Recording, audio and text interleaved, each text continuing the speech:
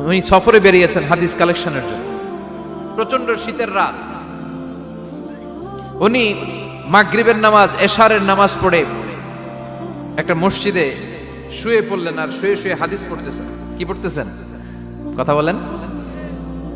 আর মনে মনে ভাবলেন রাতটা মসজিদে কাটায় দিই, ফজরের নামাজ পড়ে আবার বেরোবো।